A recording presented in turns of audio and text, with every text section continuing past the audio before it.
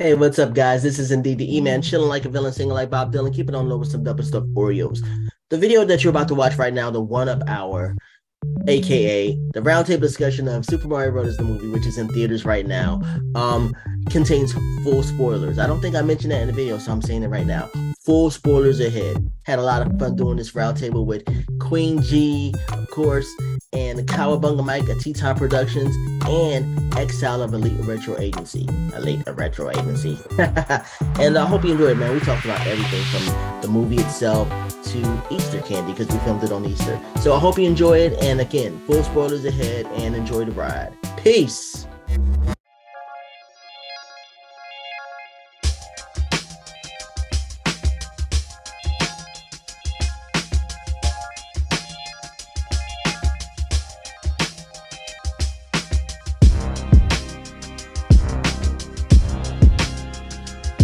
What's up, y'all? This is indeed the E-Man, chilling like a villain, singing like Bob Dylan, keeping on low with some double stuff.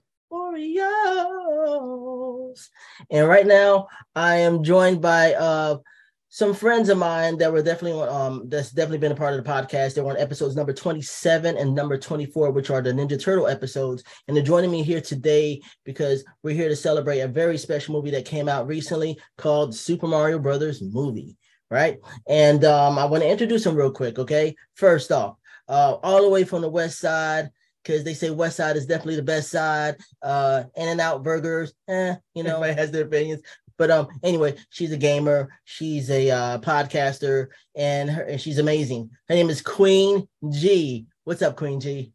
What's up? I wish I could like start crip walking for y'all or something, but I don't have the space. Yay. Next up, we got a recent NYU graduate. He is one half of Elite Retro Agency, and and is a good friend of mine. So known him since 2003. I want to welcome Mr. Exile to the show. Exile. Thank you, sir. Thank you. I appreciate it. Appreciate it. Happy to be here. Happy to talk about the Mario Brothers movie. So I'm ready to get into it. Let's go. Last but not least, a good friend of mine. I've known him since 2012. And he has a productions company called T-Time Productions. He's a Turtle fan and he's an artist, and his name is Mr. Cowabunga Mike, aka Jesus, just in time for Easter. You did it, didn't you? Okay, let's go. Let's go. Okay, I want to start by asking guys, what's your favorite Mario game of all time and why? So I want to start off with Queen G. Oof.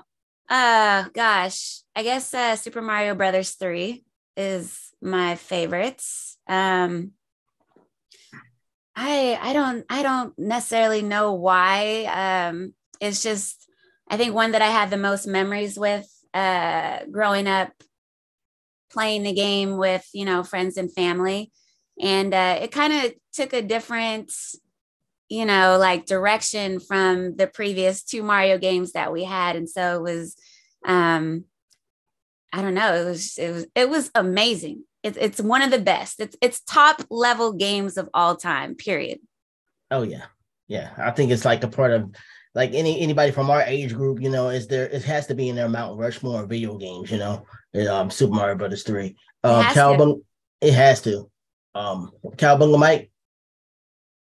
Okay, so I grew up on the first three that came out, so I'm very familiar with 1, 2, and 3.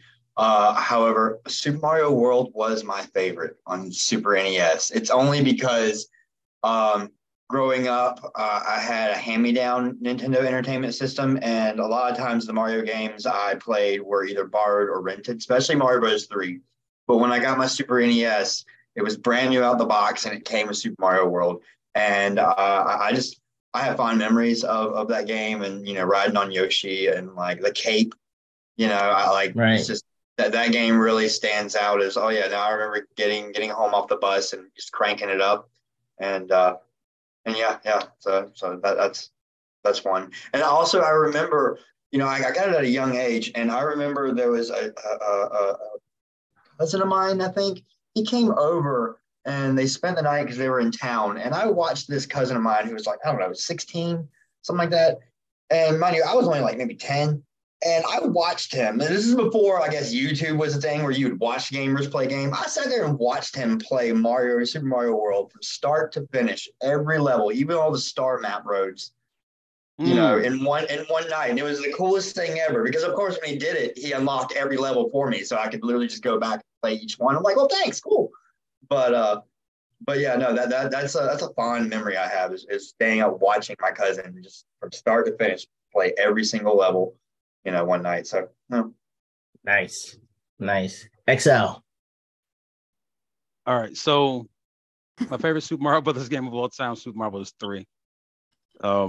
Like literally when Queen G said it, I was like, I mean, it was the Super Mario Brothers game. Like when it came out, it was like nothing we had ever seen. They even had a movie. The Wizard, where Super Mario Bros. 3 was introduced. Yep. It's like the game was it was next level Super Mario Brothers. You know what I'm saying? This is where we introduced to all these power-ups, the P-Wing, the Tanuki suit, the frog suit. You know what I'm saying? Like, you know what I mean? Like all of these suits came in that video game. I think Super Mario Bros. 3 completely like switched and changed the way we play Mario Brothers. Because it's like Super Mario Brothers World was patterned the same platform as Mario 3. Where you go to your, you know what I'm saying, you go to your yep. You know what I'm saying? So I don't know, Super Mario Brothers 3, it did something. It did something. It had like all these secrets where you could find the whistles, and the whistles was, you know what I'm saying, like a thing back like at school. Folks be talking about, hey, I found the whistle, yo, I found the whistle. I got, you know what I'm saying? It was this hype. Mario Bros. 3, there was so much nostalgia surrounding the part 3, man. Super Mario Bros. 3 for sure. I gotta say for me, like I definitely want to say Mario 3, but a big part of me wants to say Mario 2 because I remember I was in 4th grade and my friend at the time, Blake, shout out to Blake, he showed me the newest issue, the first issue of Nintendo Power. And that Nintendo Power had the cover of Claymation Mario with a blue. I think his color sequence was like blue and red. It's like reverse. It was weird. But I just remember being super excited for that game. Nintendo Power had a real they had a real thing where they would just push these games like heavy. And I would just remember, thinking like this game is going to be the amazing. It was so different from, the other games. I know it's based off of a previous game called Uki Uki. Help me out. What is it called? Oh, that's part 2. Part 2. Part yeah. 2. Yeah. It's based off another game. It's a different game. And even to this day, when I listen to the when you beat the game, the ending music where you see Mario sleeping, it tears me up a little bit. I'm not gonna lie, that music, man, makes me feel a certain way. Yeah. Okay, so I have a question for you. So out of Mario 2, because you could choose the characters, who is your favorite character to choose from? I always go for Toad because he's the strongest, and like Luigi. I couldn't control Luigi. He'll jump up in the air. He'll tweedle his little feet, and he was hard to control. Mario was okay. I would beat the game either with it was between Toad and the princess because the princess could float. So, okay, yeah. Princess was always my go-to in that game. She was always my go-to, because she could, again, float, do that extra little over. I didn't realize that Toad was the strong one.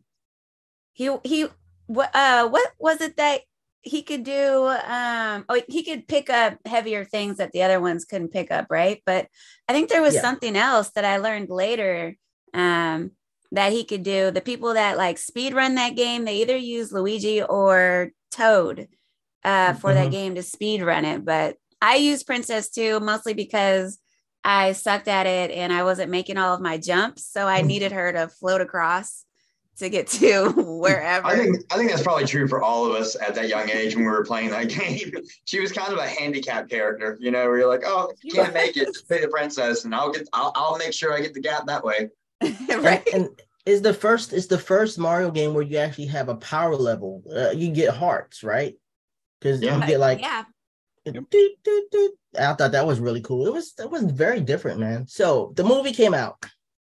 The movie Super Mario Brothers, and as we're talking today, it is the #1 movie in America. I think it made globally it made $198 million at the box office the last time I checked, which is no surprise to me. My quick thoughts of the movie, man. I thought it was fun. It was a fun movie. It's supposed to be a fun movie. I think the pros for me were visually, it was just amazing. It was a visually amazing movie to watch. Voice acting, I thought was good. I was really, worried about Chris Pratt's performance, but I thought he did an amazing job. The story was simple, but it's fine. I enjoyed it. I thought that I thought the Easter eggs were really cool. We're going to get into that. I thought a lot of Easter eggs. I just thought it was just a fun movie. I mean, look, I'm a child of the 80s, and I've sat through a lot of bad video game movies, man. I mean, a lot of bad, like Mortal Kombat Annihilation. Double Dragon. Double Dragon. Oh God. Yeah. Oh my Why? God. We're not talking about that. Yeah, it's bad. Oh God. Oh, well, what's the other one? Blood Rain. Remember that one?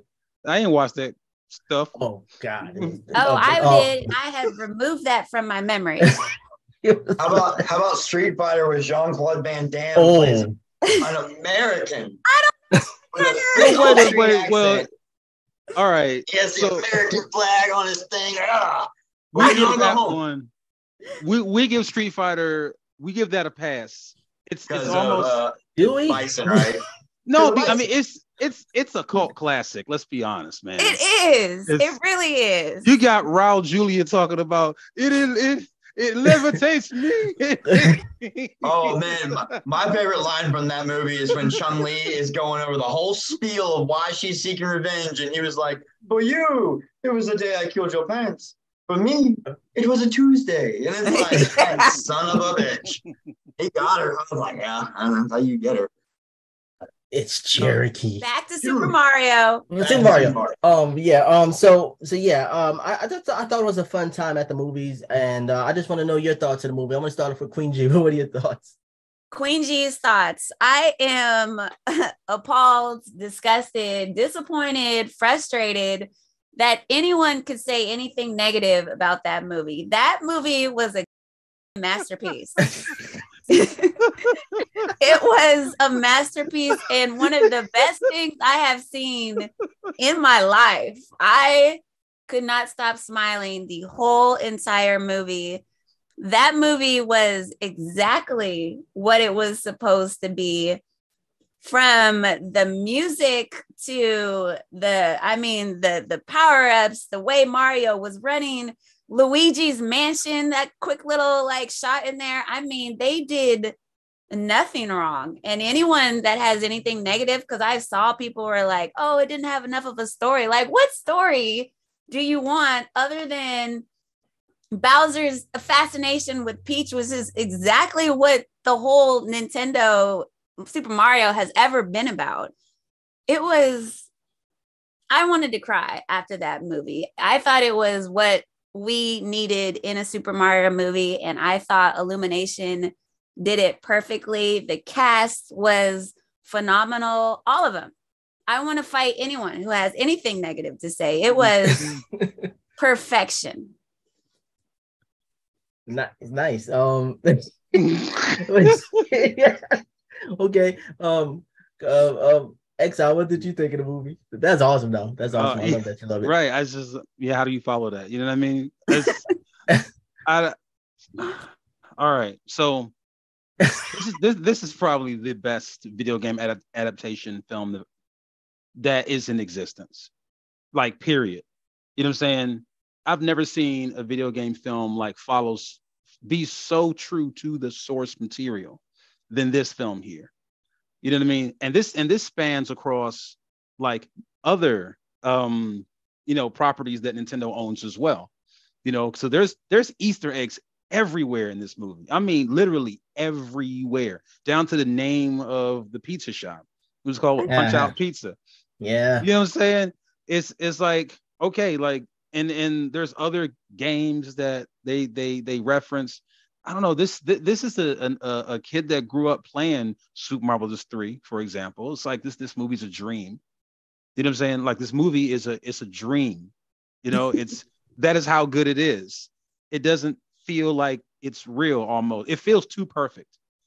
If that makes any sense. You know what I it mean? makes sense. There's Yes. there's like no flaws anywhere. There are no flaws. I'm sitting there this whole film, like, I mean, like, damn, they did that good. They did that good. They reference so many Mario movies. I mean, I'm sorry, so many Mario games, and you just feel good, you know what I'm saying? Like sitting there, you know, and witnessing like one of the greatest video game movies ever created, if not the greatest video game movie ever created. That's okay. All right. What about you, Cowabunga Mike? Y'all are gonna bully me. Okay, I had a great time. It's a fun movie. I don't have much to say negative about the film except for a couple of things, and that's all. I was surprised. I had to research who the writers were for this film, and for me it wasn't the story, because you're right, Queen. It doesn't get any simpler than Bowser's always, his fascination with Peach. And the thing is, like the Mario Odyssey reference where they kind of pulled in, oh, he's trying to marry her. I was like, okay, that's that really. And Jack Black is the best thing about it, in my opinion. His portrayal of Bowser and those sequences. I've watched a music video they made of him in a Bowser suit doing the piano riff. Oh man, it's great. Here are my little gripes. Manuel and I talked about this right before we saw the film, about how when they put weird songs in soundtracks that don't seem like they fit. I did not care for any of the modern day music that they squeezed into the movie. What were they again? One was Take on Me. One was Pat Benatar, I Need a Hero. Yeah, I Need a Hero. Another one was Aha, Take on Me. Oh, you said that. Yeah. I didn't care for them. I was like, oh, this is. I just feel like anytime movies do that, they're trying too hard to be like Guardians of the Galaxy by introducing these kind of, and I just feel like it was not necessary for a Mario film. They've got Mario. Some of the best composed music is Mario music. I mean, when you think about some of the, they could have easily pulled from their volume of their archive of stuff to fill that in. The take on Me in Donkey Kong Land was the one that was just like, it felt too much like that one scene in Aquaman where they play Bless the Rains in Africa just because they take a trip to the desert. They put that in Aquaman. Toto? Oh yeah, it was like it felt out of place. So that was that. Yeah. And then Cranky Kong. I was getting Bernie Sanders vibes the whole time he spoke. And it was distracting for me. That was the only other thing, is like every time Cranky Kong spoke, all I saw was Bernie Sanders with his little mittens and his little, talking. I mean, like, and the thing is, it was a choice. It was a choice that Arnie, yeah, he made a choice to do that with the voice, but to me, it was distracting. So that's it. I think that was Fred Emerson, right? That's it. Yeah, from Saturday Night Live. Yeah. But I mean, there are certain elements like I love all the action sequences, all the animation. Honestly, I think the best character design out of the whole film, just because I was looking at the details on his mouth and stuff, was the wizard Koopa. What's his name? Oh, is it Kamek? Yeah. Yes. When he's coming in there and he's talking to Bowser while he's having his piano thing, they do a lot of really good close-ups. I'm like, man, they really nailed textures with these characters, really, really well. I like I said, I really like the design stuff. I really wish they would have had more Yoshi than what we saw. We saw the herd of them running by. I was like, I wanted to see more Yoshi. But like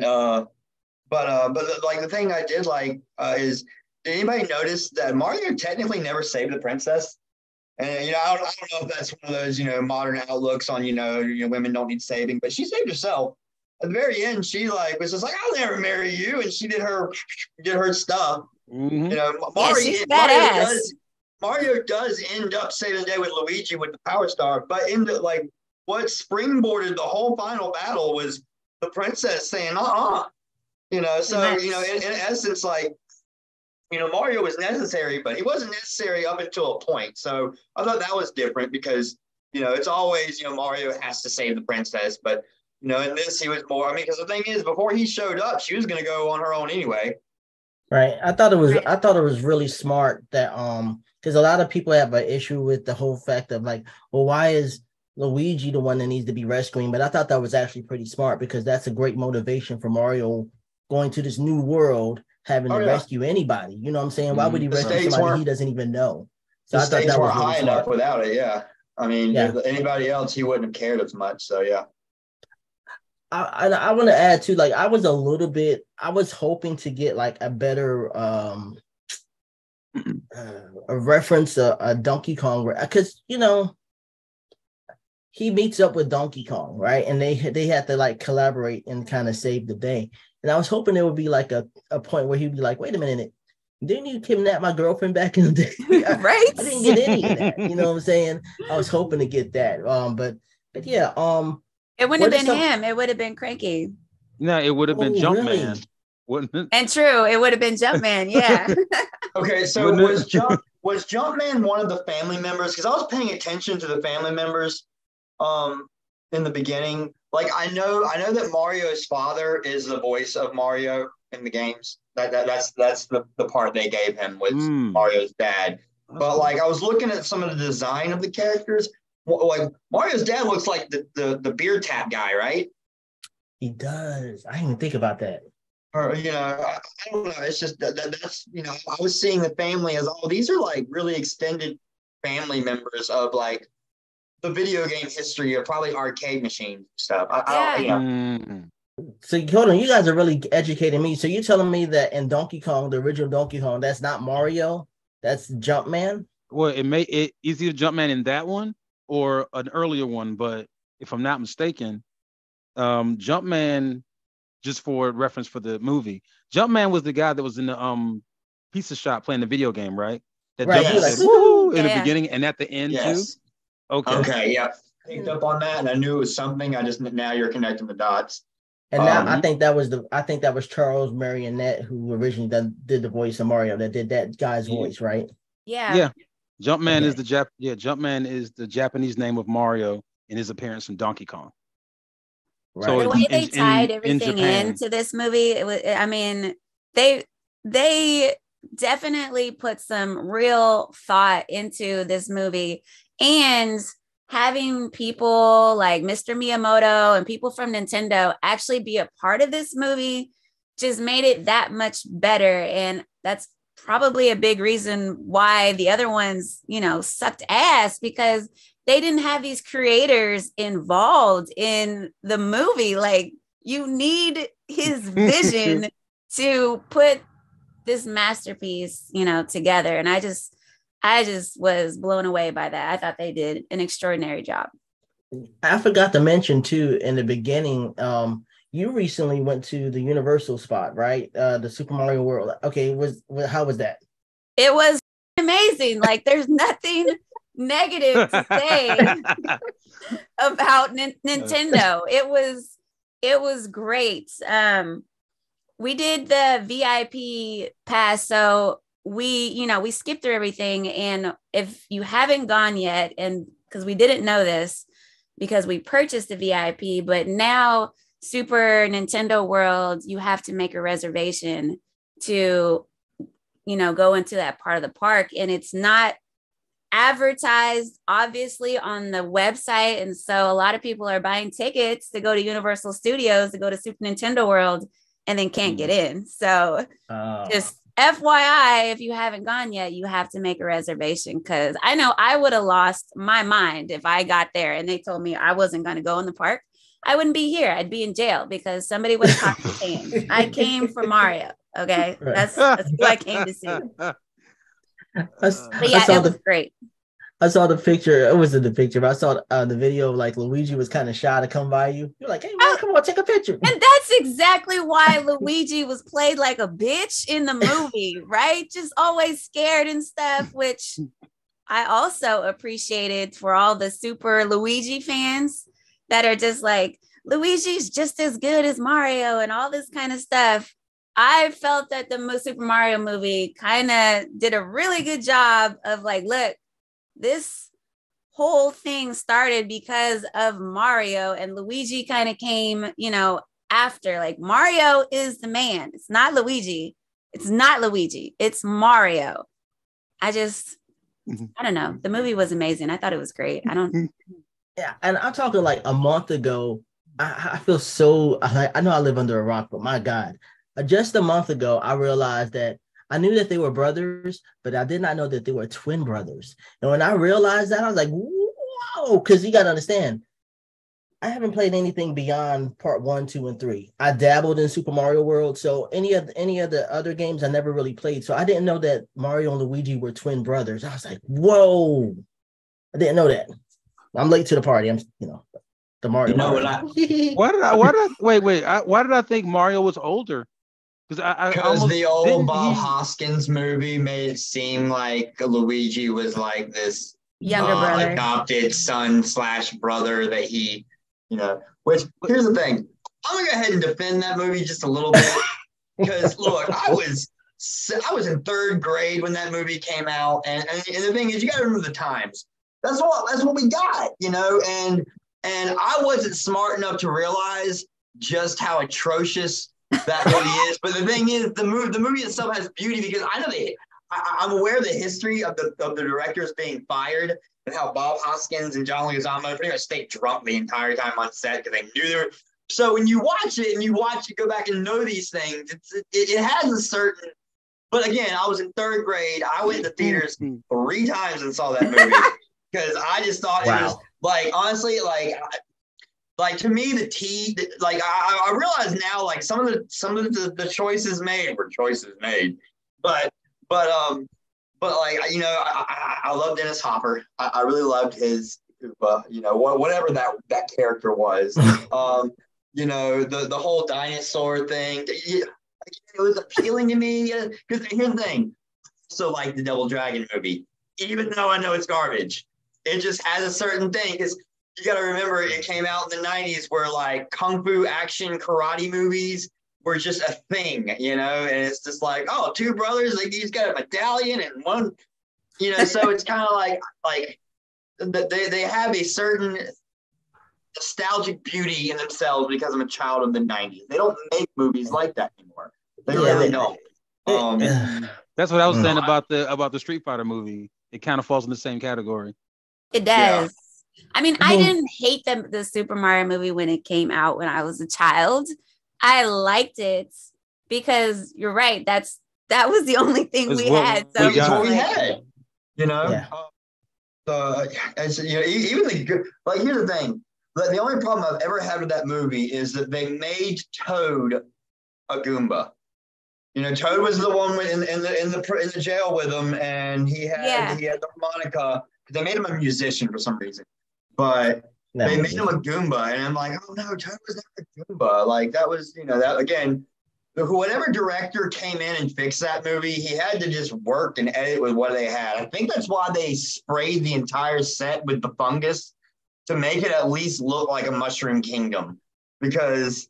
Like, from what I understand, the directors of that film were secretly making their own movie that had nothing to do with Mario. They were just pretty much taking the money and just running with what they had.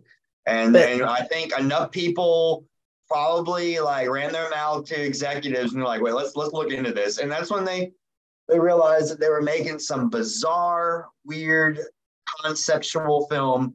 Garbage. I mean, They use piece of garbage. So. They used super scopes to defeat Koopa.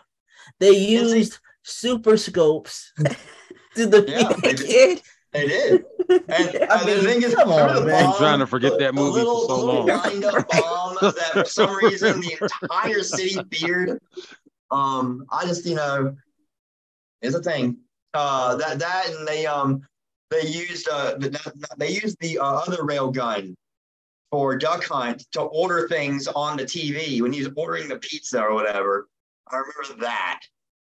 It was a cool reference at the time. Like, I played with that. I mean, that's it. Let me ask y'all something. Do you think it's important for well-known actors to voice animated movies?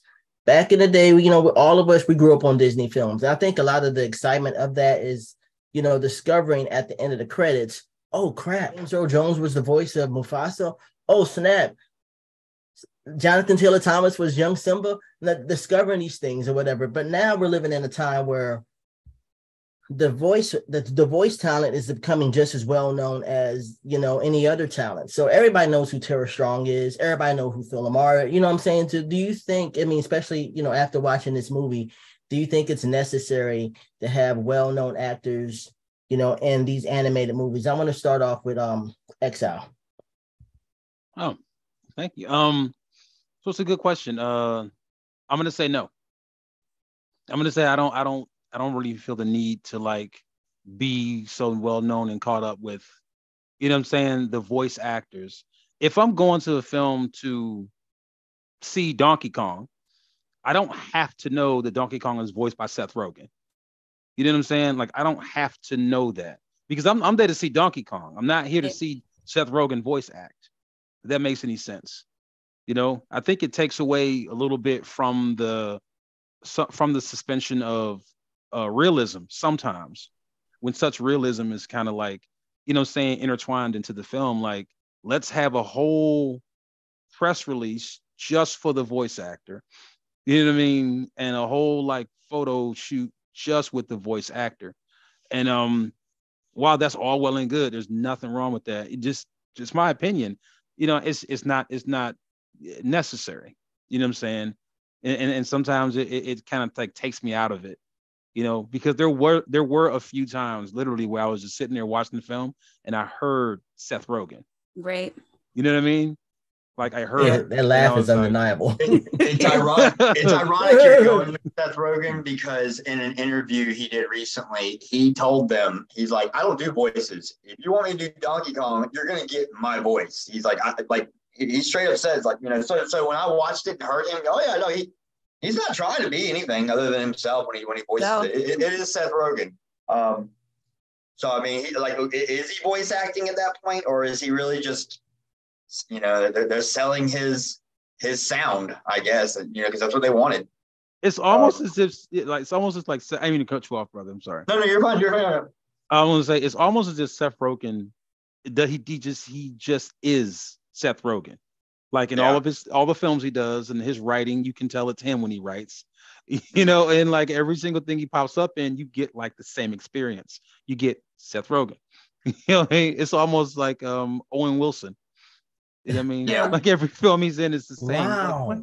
Like, wow. Like it's the same. Well, almost, because I'm not going to derail this conversation completely, but I'm not sure we're going to get Seth Rogen film with the Ninja Turtle movie that's coming out. It's gonna, it looks more like a Nickelodeon film than them hyping up, oh, it's Seth Rogen. You're right. Yep. I don't know. I'm excited for that movie now. Oh my god. Same. What about you, Queen? What's your opinion on that? Do you think you have to have A-list actors to be headlining animated films? Well, like normal, I agree with Exile. I don't think it's necessary. I think they use it to, with the hype for the movie, which can go either way. I was excited to know that Michael Keegan Key was going to be in it, and I was excited for Chris Pratt, but a lot of people were like, is Chris Pratt a good fit for Mario?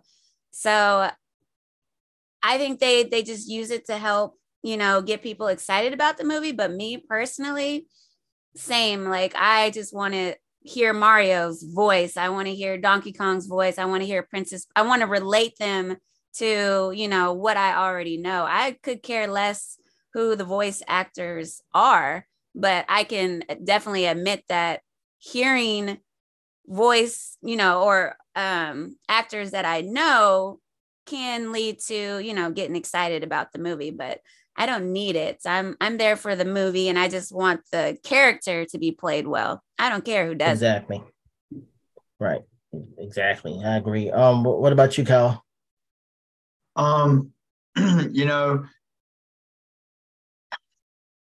it doesn't matter, but in today's world it does. And so I'm saying, for me, I would love to fall into the fiction of every character based on just whether or not the voice fits. But I did hear Chris Pratt the whole time we were, watching Mario. I heard Charlie Day. The only person that blended in with the scenery was Keegan. Keegan Michael. Yep. Yeah. I know he was Toad, but he wasn't. Where? The other ones, so that's just it. I wish Hollywood would focus more on the voice actors so that they can actually,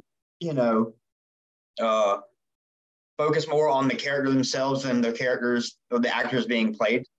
If that makes sense. I think that's part of the hype, though, is they do want some people to hear their favorite actors playing. Oh yeah. These characters. And Michael Keegan Key, he is the only one that has like a long background of doing voice stuff, because he's married to or was married, I think it's his ex-wife now, who that's all she did or still does, was teach voice acting to British actors, coming to America to take American roles and stuff like that. So he's the only one, I think, that had the expertise in it, which is why we couldn't hear Michael Keegan Key's voice at all, because he's and the guy who played King Penguin. I know that voice, but I don't, because it blended so well with that penguin, the King Penguin. I was like, oh man, dude. He's a voice actor. It was so great. He's a voice actor. His name is Kevin Scott Richardson. He's a big black guy. He did the voice of the big shark on Lilo and Stitch the series. He played the voice. He played the voice of Shredder in the Turtle series that came out in 2012. Right. Yep. Yeah, he was the voice of Shredder in that one. Yeah, just put up a timeline of something that they're trying to do in the future with the Nintendo stuff. And I didn't even realize that they were doing that yet. But what are some of the future Nintendo properties or IPs that you would like to see on the big screen? And which ones would you like to see them animated, live action, or half and half? I want to start off with Queen. I'm a huge Donkey Kong fan, so I think that would be really cool to see. If they're gonna try to do like a Super Smash Brothers type movie, kind of like Mortal Kombat and Street Fighter type thing, that would be a lot of fun. But I wouldn't mind seeing like a Mario Kart movie where there's like a story and just, a whole bunch of drama. And I would keep it with Illumination, because I think they do a really good job with putting something together that's entertaining for the children, as well as something that's entertaining for the people who grew up with it. The older heads like myself who could just be like, oh my God, yes, these feels. And then the children can also be like, oh, cartoons, it's fun and cool. So I would like to keep this, Illumination with the adult humor that they can kind of put in there.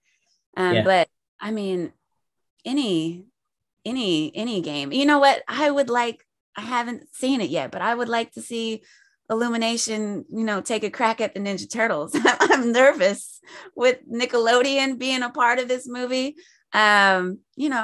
Why don't we just, see what they could do? I think that would be fun. But any of the games, maybe give Double Dragon another shot in Mortal Kombat and Street Fighter, and keep them that way animated. I think is really cool with the, the colors, and like Exile said, it's like a dream. It just like takes us back into that time. Yeah. I've always wanted to see a Metroid movie. Honestly, I always wanted to see a Metroid live action, but with Jessica Alba back in the day when Jessica Alba was it, I was like, I would love to see her in that Zero suit. But look Exile. At your smile. What about you, Exile? Oh man, what was the question again, my brother? So there, what Nintendo? It doesn't necessarily have to be just Nintendo, like a Nintendo, Capcom, whatever IP, video game IP. What would you like to see on the big screen or even the small screen in the near future? So to be honest, is okay. Can I give you Nintendo, and then can I give you like video game? Yeah. And Right. would you like it? Let me know if you want it animated Or live action, or half and half. Okay. If I had to choose a Nintendo property to be made into a film, it would be Super Smash Brothers. And the reason why is because Super Smash Brothers is basically a multiverse. You make a Super Smash Brothers movie, you now create a multiverse for Nintendo. And you can branch off and make separate movies, just like I did with the Avengers and all the Marvel characters. It's the same thing. Nintendo does Super Smash Brothers. You introduce all these characters, and then you branch off each character to have their own films. And then Nintendo basically makes a whole, Nintendo MCU or whatever. I think Super Smash Brothers would be the perfect Nintendo film to make a movie out of. Because of all the people that can show up, like Samus. You know what I'm saying? Right. And all these characters can show up. Now, as far as video game films, Metal Gear Solid, without question. There you go. My man. Without question. Cowabunga Mike, I saw you on board, right? Man, you took a no question. Metal Gear Solid would be the absolute perfect film, a video game film to create. You know what I'm saying? Like, and I've been thinking about this for years anyway. I'm just like, what better film? Because in my opinion, Metal Gear Solid is like one of the best video games ever created, in my opinion. The emotional, like the stakes of the game, like everything, the emotional makeup, everything that surrounds the entire film. He falls in love, he loses, you know what I'm saying, someone, this, that. It's a fantastic story to make into a film. Agreed. Yeah. Well, but here's this. I want to give it to Cowabunga Mike. I want to say this real quick though, and I imagine it's a challenging thing because when you said Metal Gear Solid, for any studio, one of the big questions in their head is probably like, okay, what can we do differently than than a person who's a gamer who plays the games at home, who can interact with it and follow it like a movie. So you know what I mean? Like I think that's one of the biggest challenges in making good video game movies. Right. They literally they just did that with The Last of Us. And the Netflix, they just did that. The Last of Us Netflix series is almost HBO. Word for word. Right. Oh, I'm sorry. HBO. You're right. HBO Max. My bad. You're right. You're gonna mess up all his sponsors. Yeah, I'm jacking it up. You're right. So it's like the series is almost word for word the game. You know what I'm saying? I played through The Last of Us. You know what I'm saying? And it's the series. It is the game. Like it is the game. You know what I mean? Of course, there's tweaks here and there, but there's so many scenes that's exactly cut from the game and people still enjoy it. It's still fantastic. You know what I'm saying? So it's kind of like I guess the break between playing a video game that has FMVs or full motion videos, to the big screen. And in my opinion, it's like you take the full motion videos, you don't just like cut and paste. You know what I'm saying? I would like something a little more creative added to it because, I mean, what's the reason to watch the same thing twice, right? You know what I'm saying? Like you want to see an adaptation. You want to see a director's interpretation of the story. You know what I'm saying? That's what you want to see. You know what I'm saying? A cut and paste kind of an ordeal might not be so creative, but it still works. You know what I mean? Agreed. I haven't even played any of the games, but I heard nothing but good things about that series. Which I mean, I'm assuming you think that Metal Gear Solid will make a better series rather than a movie, or just a straight up movie live action. I prefer a film. If I had to choose, even if the film was 3 hours long, I would prefer a film. You know what I'm saying? Gotcha. I would, yeah. Cowabunga, what's your opinion on that? Which Nintendo or video game IP would you like to see on the big screen, small screen, or would you like to see it animated, live action, or half and half? Okay. I'm surprised no one said Zelda. Because I'm curious, what a Zelda movie, or the thing is Zelda one of those properties that is just leave it alone, let it just be? Because I mean, they've teased Zelda movies for years and years and years. I know, like, there's that April Fool's joke from, like, I don't know, the mid 2000s that looked like a live action teaser trailer for Zelda that never really happened because it was just that it was a joke, but I would like to see Zelda. Now, which version of Zelda? I don't know. But I can't help but notice. Did anyone else notice in the Mario Brothers movie that they kind of alluded to where Peach is from?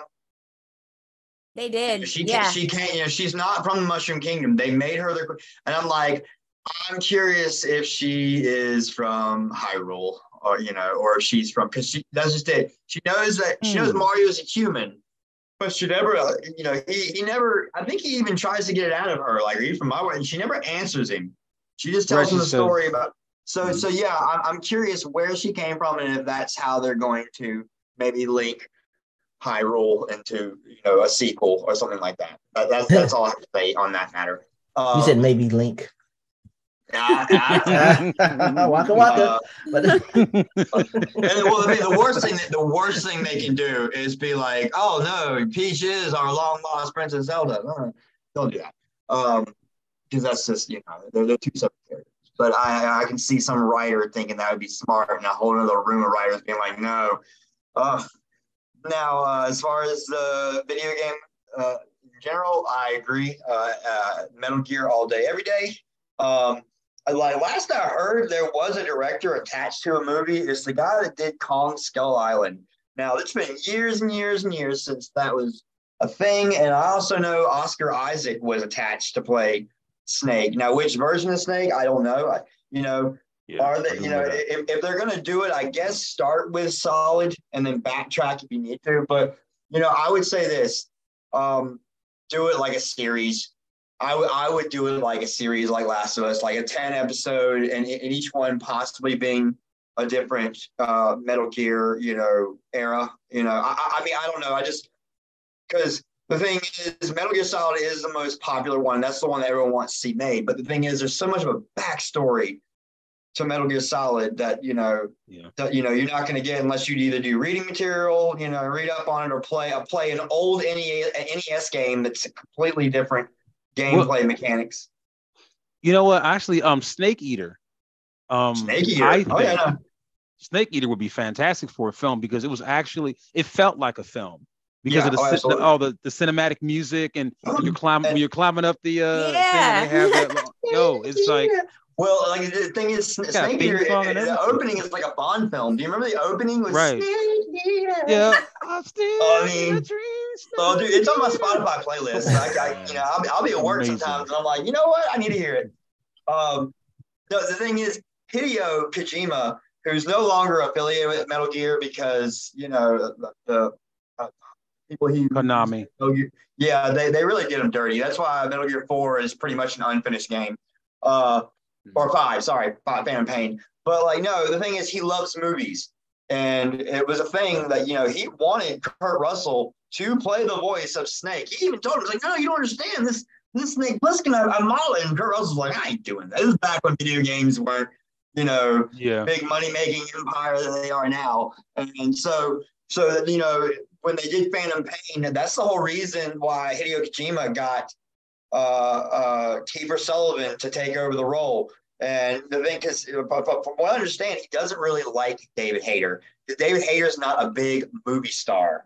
And Hideo wants so badly to rub elbows and associate with big stars. That's why Norman Reedus and Matt Mikkelsen are they're in those games. He's making cinematic games. He's pretty much the Christopher Nolan of video games. That's the best way to describe Hideo.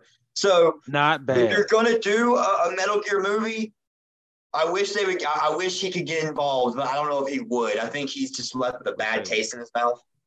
But I mean, it's It I is would what it love is. to see on the big screen. The reason why I didn't say it because it's not a very well known game. Bionic But it's- Commando. No, but it's actually my favorite game of all time. Demolition Man. Oh, that's already moving around. You're just saying stuff. Okay. So what is it? It's a game called Snatcher. And That sounds like a game I'd like play at the park or something. well, Snatcher is a game that Hideo Kojima created before Metal Gear Solid. But Snatcher actually references the Metal Gear storyline. Snatcher was created in 1994, and it takes place in 2049. But Metal Gear takes place in the early 90s. Mhm. So he actually put out a game in 94 that talked about a game that happened in the past, but he didn't make that actual game until later on. Does that make any sense? Yeah. Dude, honestly, he's a genius. Okay, let's just. Dude, legend tells that he had some kind of like early Game Boy, like the first brick Game Boy. He had some kind of interactive game on Game Boy that used some kind of camera and an AR type thing way before all that stuff was a thing. And somehow, like, you have to look it up. But the features of that, what he was trying to get those Game Boys to do, I'm just like, wow. Like he just needed, wait for technology to catch up because those Game Boys would have not been able to do, or they would have struggled. They probably would have eaten the battery a lot. But I'm like, wow, he's very innovative. He is. Yeah, he's amazing. Snatcher is a story about a guy who has amnesia because of cryogenic sleep, where he went to sleep or was put to sleep in a pod. And the pod didn't open up until 2049. So he wakes up in 2049. He has a wife that he doesn't have any actual relationship with. Saying he has a strange son that he doesn't know where his son is, and he's battling body snatchers. Saying? There's people who snatch like the bodies of very important political figures. And then those like robots, they kind of like enter into like the so ambassador meetings and things like that, and they freaking like make decisions and stuff about, what I'm saying? They infiltrate political settings where like judges and things like that, and they kind of like try to take over that way. So there's this guy who is from, I don't remember what year he's actually like from, but I know he woke up in 2049 and he's trying to basically figure everything out. It is an amazing game. It is probably my favorite game. It is my favorite game of all time. Now I know what I'm doing for the rest of the day today. I'm playing that. That sounds really interesting. What's that on? It is amazing. What is that on? It's on Sega CD. And it's on Sega CD. I think it's also on like MS-DOS, like a PC. I couldn't get it out. It's on PC. It's on Sega CD. I think it's on something else. I can't recall what, like CDI, like one of those, saying lesser known consoles.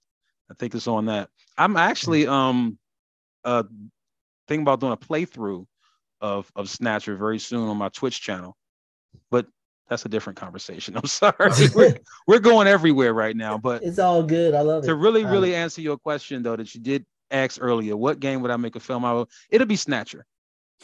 Okay, Snatcher. It'd be Snatcher if I had to choose number one. Right after Snatcher, Metal Gear Solid. And I got to mention, my love for Mega Man. So Mega Man, I love Mega Man too. I would love to see him. For sure. And see, Mega Man has some really good music too, bro. Mega Man has great music. Yes. Really, really good. To see a film, with like and like that soundtrack would be legit. Dude. So, there's a part. There's a part in part 2 in Dr. Wily's stage. I swear you can hear the bass. It's dope. It's so good. It's so good. Yes. There you go. Even Flashman's stage has like a gospel in it. It's like going to church. It's so bad. Some of those 8-bit and 16-bit composers are top notch. I mean, yo, the GOAT, my G.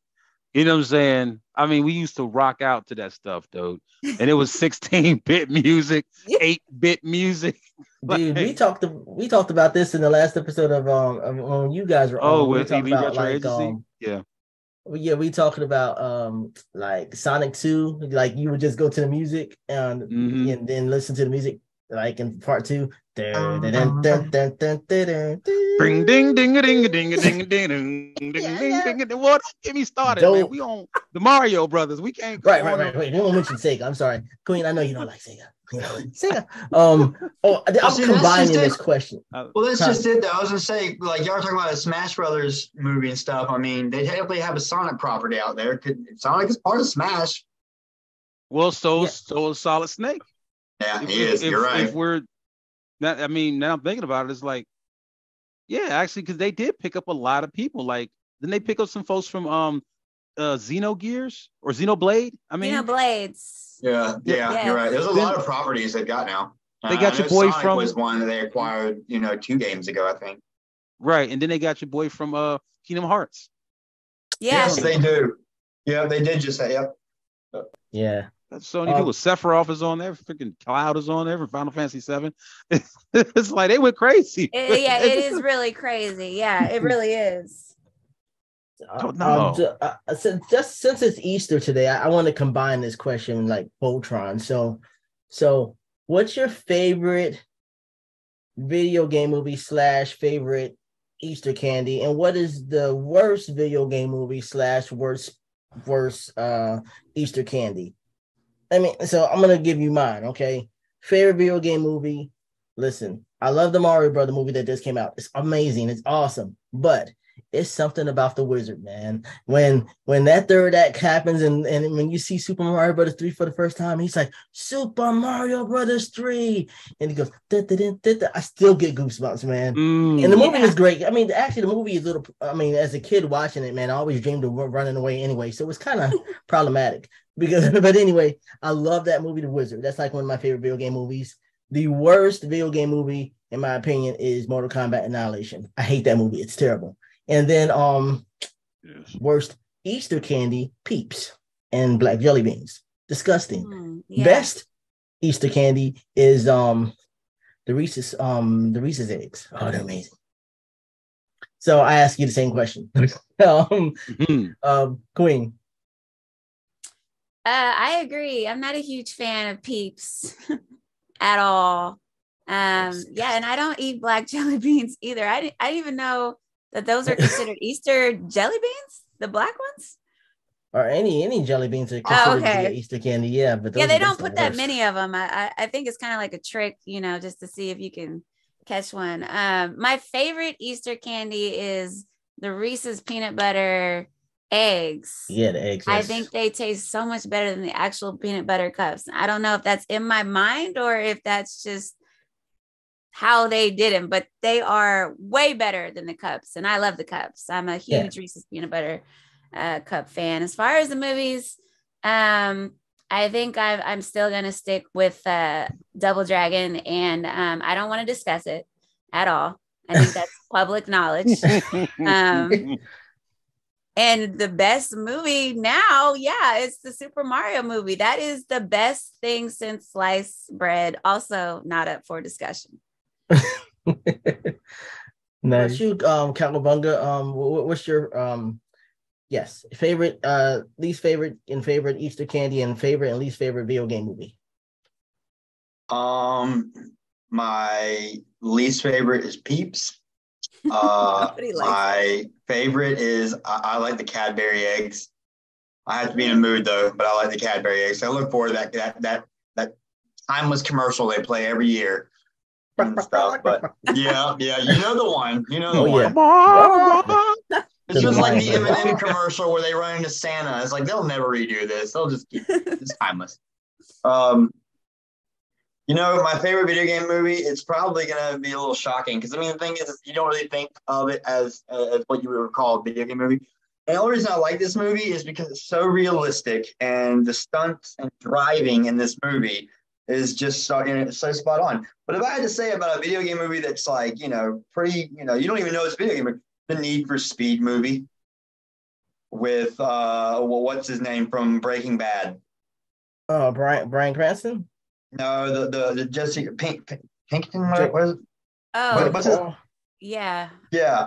That movie is like, it's got a very simple plot. He's got to get from here to here and he's got to drive this car. And the thing is, the stunts and stuff in that movie is just, it's all realistic. There's no effects and stuff. And like whoever drove those cars, it's like, you know what? Considering it's based on a video game property, spot on. I was entertained. So, I'm going off book. I'm not going to go with the typical Mario or, I'm just saying that's probably one of my favorite video game movies just because it's so, simplistic and grounded. And the way the movie is shot is just it's very practical, So there you go. What's the worst? Worst? Oh, what's that movie that the little Boyle did? The House of the Dead movie he did? I think that's the one. I started sitting and watching that one, and I was like, "Good God, I didn't even finish." Oh no, isn't that the one they use actually video game footage in that movie? I think so. Like, and it goes to like another one, Doom. Oh, the Doom movie with The Rock. Oh, Rampage. No, Doom. Urban and The Rock. It came out like 2002. Yeah. It was early Rock's making movie days when Rock wasn't as big. But the thing is, Rock ended up being the villain in that movie by the end. He ended up being the bad guy.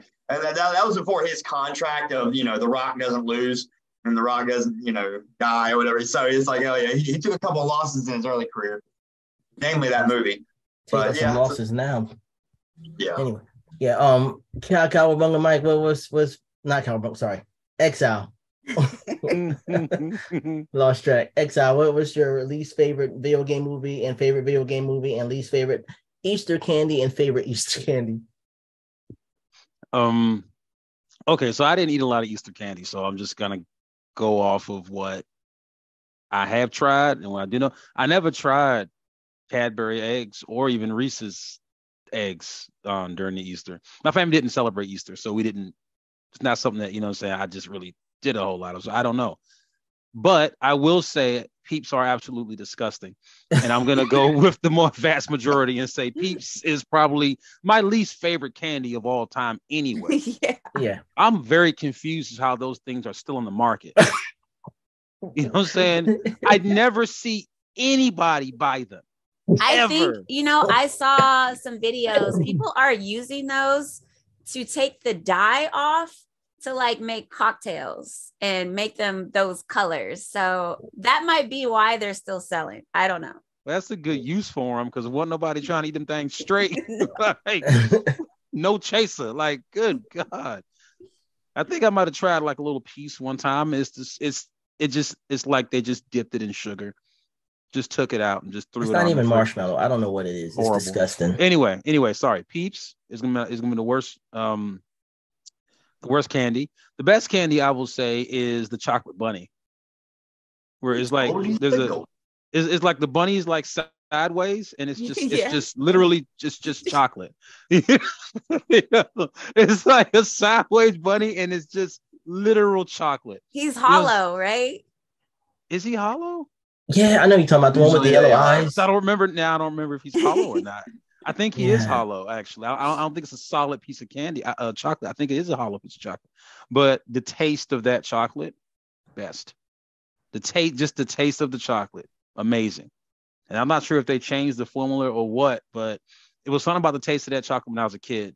It was like I never tasted chocolate that sweet before. So I'm just gonna say chocolate bunny is the best, and Peeps is the worst. Worst video game movie. Man, I might have to agree with the Mortal Kombat Annihilation. It's like the worst one ever. It's because Double Dragon might have been worse than that though. Oh man, but Double Dragon has Alyssa Milano, so that's the plus side. That is the only plus sign. The only. Yeah. No, you know what? you know what? Patrick, Annihilation man, is pretty Patrick's horrific. cool. Wait, who's cool? Oh, Tori Robert Hatcher. Patrick. No, Robert Patrick played the villain. Oh yeah, yay. The T-1000. He had that spiked blonde hair. Yep. That's all I remember. You're right. He did. You know, I'm gonna say Annihilation, and the reason why I'm gonna say Annihilation is because everything about Annihilation was bad. Everything.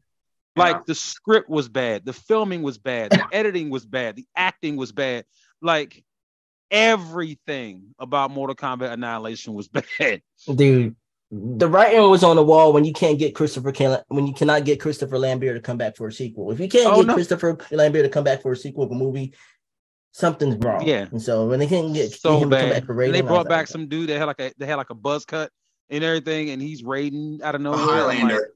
Somebody when he did the front somebody flip. make it stop. Yeah. So the worst first video game film I've seen is Mortal Kombat Annihilation. The best video game film I've seen was the Mario Brothers movie. But my favorite video game movie is going to be Mortal Kombat, the first one, part 1. First one, yes. That's my favorite. Not saying it's the best, because yes, there were some creative choices that were made throughout the film. Mario Brothers. Yeah, hey, listen. I done said it before in other podcasts. There wasn't a club anywhere in the U.S. that wasn't bumping that in like the mid '90s, even all the way to the late '90s.